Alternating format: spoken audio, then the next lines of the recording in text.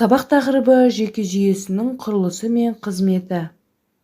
Жүйке жүйесінің міндеті жеке мүшелер мен мүшелер жүйесінің жұмысын ұйымдастыру, яғни оларды тұтас ағзаға айналдыру.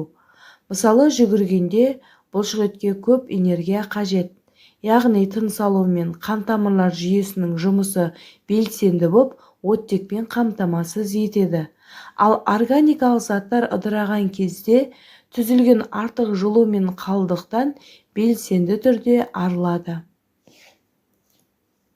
Жүйке жүйесінің мүшелері жүйке ұлпасынан тұрады. Жүйке ұлпасы екі түрлі жасушалардан тұрады.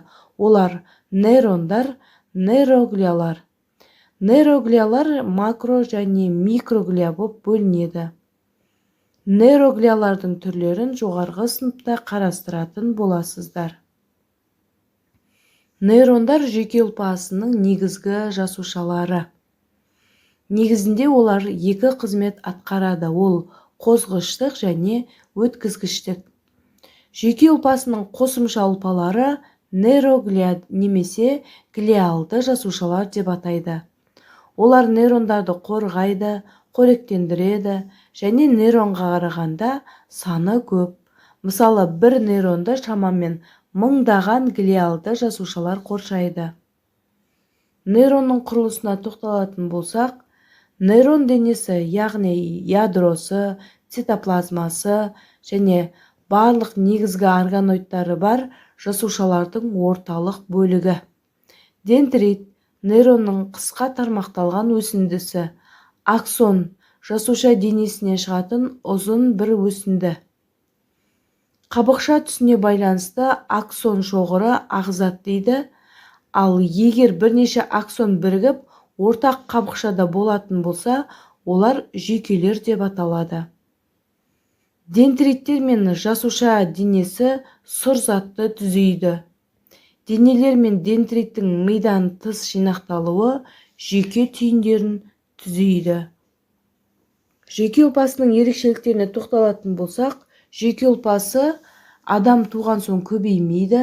Жаңа туған сәбиде өмір бақи сақталатын нейрон мөлшері болады және олар белсенді өсіп тармақталуға және басқа жасушалармен жаңа байланыс түзуге қабілетті болып келеді.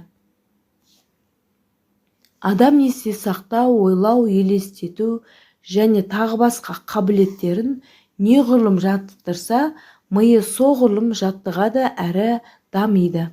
Сондықтан ақыл-ой еңбегінің түрлері сияқты оқу, зияткерлік жаттығулар және ми нейрондарының өсуіне, оның қызмет атқаруын жақсартуға бағытталады.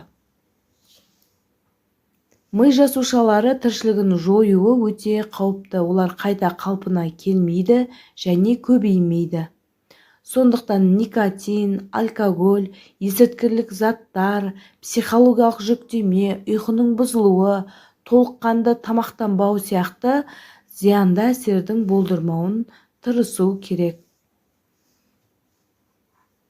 Енді нейрондарда импульстың жүруіне тоқталатын болсақ, импульс дендрит арқылы жасуша денесіне, одан әрі аксондағы синапс арқылы келесі нейронның дендритіне береді.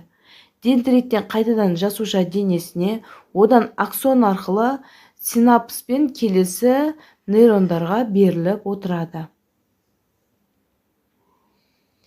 Нейронның негізінде үш түрі бар, ол сезімтал, аралық және қозғалтқыш нейрондар.